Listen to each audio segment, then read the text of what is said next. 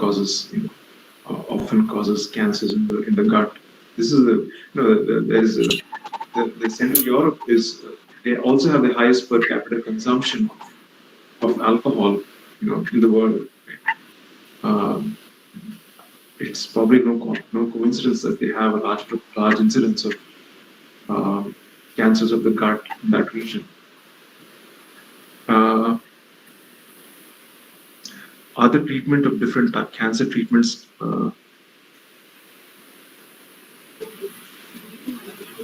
Yeah, it's different for each cancer type and stage. In the conventional therapies, they usually had a few uh, uh, uh, cancer drugs that were common, I think. But it's not. But with the precision therapies, it's really not that, because precision therapy is based on the premise that the genetic causes of the disease are different. The genetic determinants of the progression of the disease are also you know, specific. And so the newer therapies cannot be based on, they cannot be the same. They have to be different. Especially if you have, say, for instance, immunotherapy, where you have a large proportion of patients who are don't respond to the treatment. Of course, there's something else happening genetically in them, and again, so the treatment has to be different for them. Maybe use a different type of immunotherapy for them. Are herbal approaches for cancer treatment effective? I have, I've heard of anecdotal evidence for this. Um, I would like to get more of. It would be. So I haven't. So I don't know how effective they are. It would be nice, and this is something that would be nice to do. To take, we already when we try to prepare a therapy, we take a large list of chemicals, like hundreds of thousands of chemicals, and we screen them. We call it. It's basically like a large. So we take cancer cells, and we'll hit the cancer cell with about 100,000 different compounds, right? It would be nice if in this cohort of 100,000 compounds or more, we could include all the herbal approaches from different uh, you know uh, uh, forms of medicine available, like Chinese medicine, Ayurveda. Africans have their own type of tribal medicine, and try these compounds as well in the screening process and see if any of them work, and then work out the chemical, the biological mechanism of their efficacy, yeah, to see how they work. But that's hopefully that will happen sometime, because we really have to put through a modern, a rigorous scientific evaluation procedure. Anything that even hints at being good, right? That would be the most desirable way of going about it. So if you find that a certain herb works, we would want to test it, just like we would test any other thing. Uh, Anushka is inhibit the formation of new blood vessels in a tumor cell. Will that be helpful in preventing the growth or metastasis of the cancer? Yes. So generally, so I think there are some drugs that are anti are anti-angioplastic. So they hit angiogenesis, and that's certainly an approach that is used. Not alone, use it along with other drugs, I think. Um, if we inhibit, is there any method to do this process? Yeah, I mean, the drug is the drug. I mean, if you're asking about the method of administration of the drug, is normally intravenous, right? So they give you they put it into your blood directly. Can a cancerous cell? But Anushka, if you think I'm not answering your question, please let me know. I'll be happy to elaborate. Anushka, do you have a follow-up question, or was that good enough?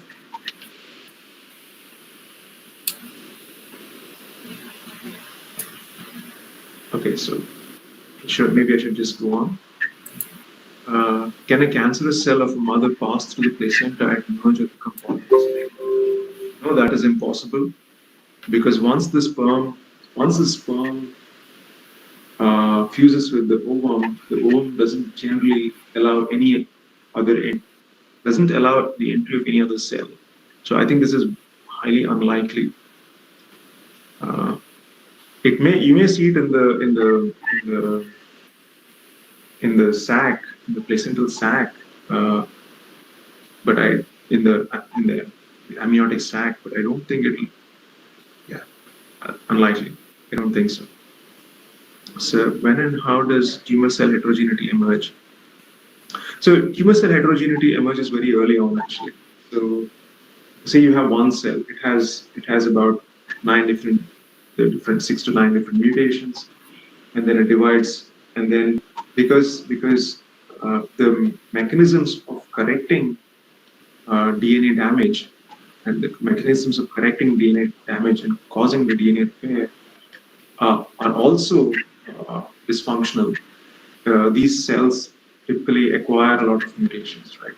And so cell one may acquire a different set of mutations, and cell two a completely different set. And so that's why even in like the earlier stages of the tumor, you'll have populations of cells which have entirely different sets of mutations. And so it happens very early on. In fact, it's one of the defining features of yeah, the lesion, I think. How many types of cells can jointly form the tumor vasculature to provide blood supply for tumor progression?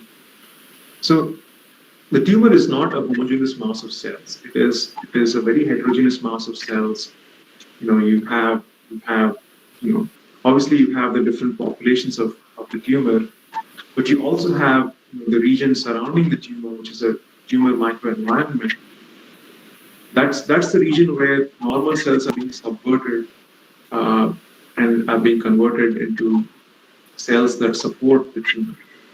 They're effectively becoming, cells that help the tumor grow, right?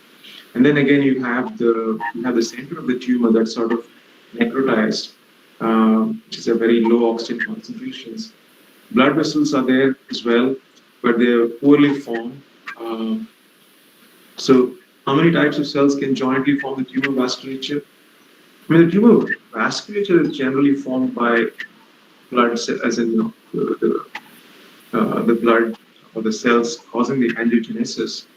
Um, okay, so maybe I answered the question wrong. So I'm not sure how many types of cells can jointly form the tumor vasculature. I'm not sure. Seema had a question. Antibiotic pills which are given to cancer is more effective than methods like chemotherapy. Uh, in my experience, antibiotic. I don't know if there is any study that's shown this really. Uh, Antibiotics, like any drug, have a target. Antibiotics generally used against bacterial targets. I don't see how uh, they can be more effective than chemotherapy. I mean, they aren't going to hurt the normal cells of the human being. Yeah. Can it improve the condition? I don't know. I don't even know. So I don't know an answer to that question about whether it can improve their condition. I don't know if there are clinical trials which show that uh, antibiotics as an adjuvant to regular chemotherapy can improve their condition. I don't know. I don't know.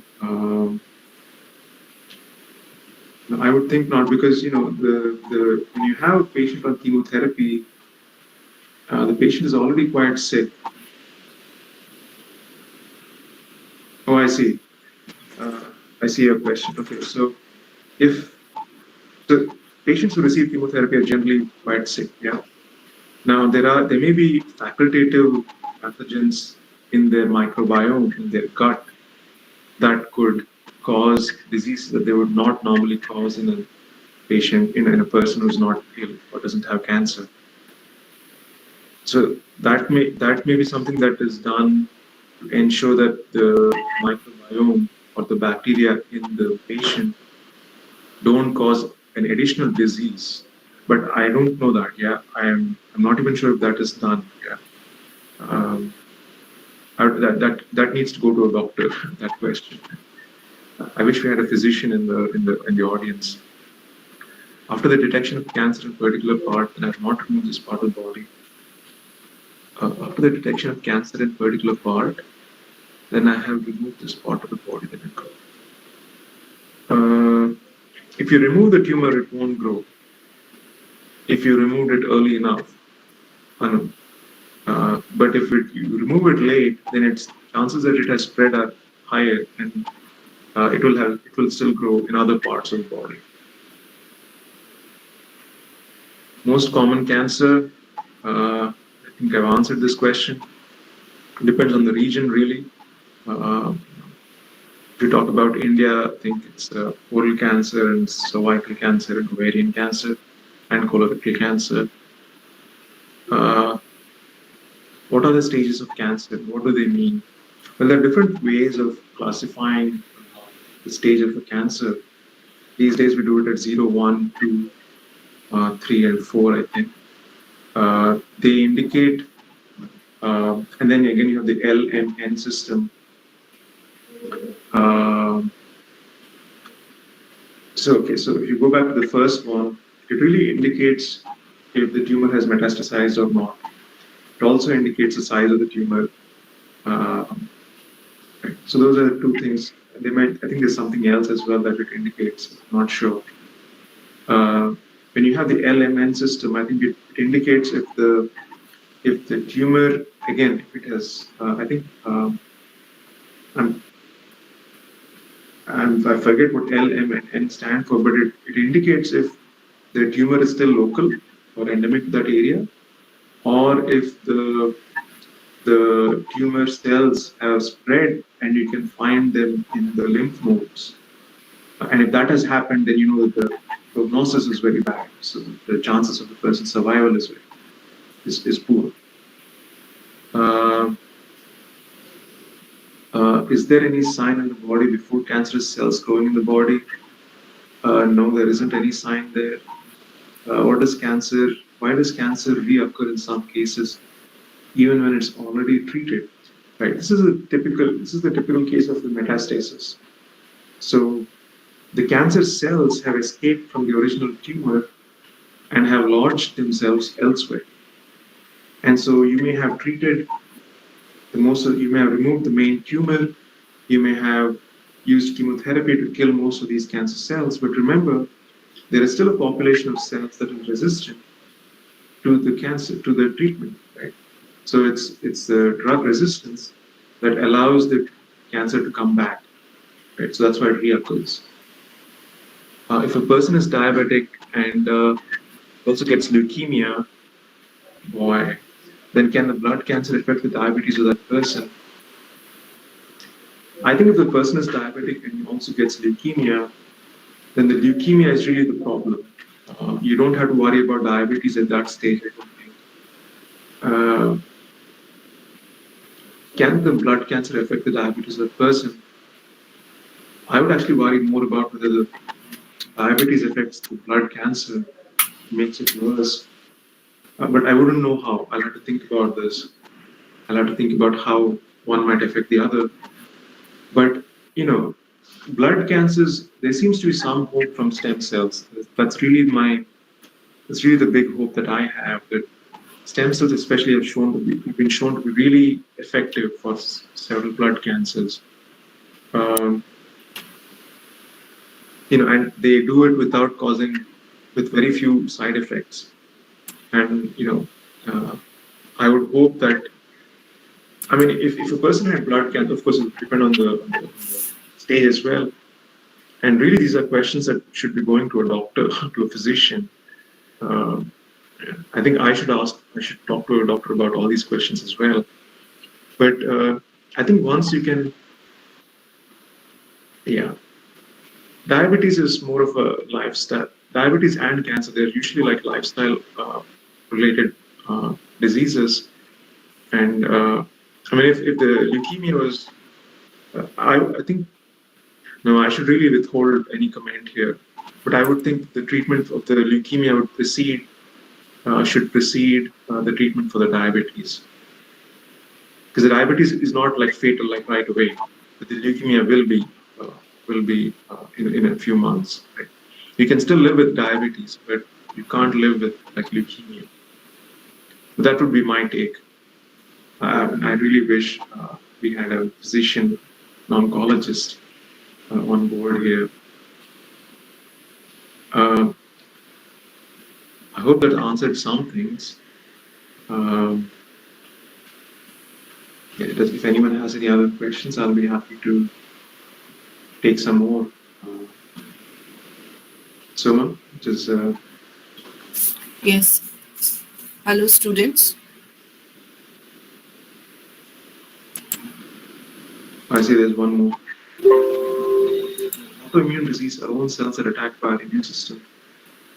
So can we somehow modify it to attack our cancer cells? Yes, this is precisely the mechanism that is used in immunotherapy.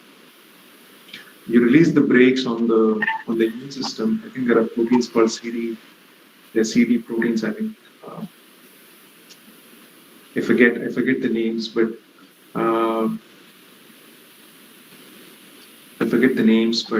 yeah, so that's exactly how you modify to attack cancer cells. Does conventional treatment work? Yeah, again, I think this question has happened a few times now. It really depends on what your cancer is, and what the stage of the cancer is, and what the constitution of the person is who's receiving the treatment. So does it work? I can't tell just from that question. It works sometimes, you know.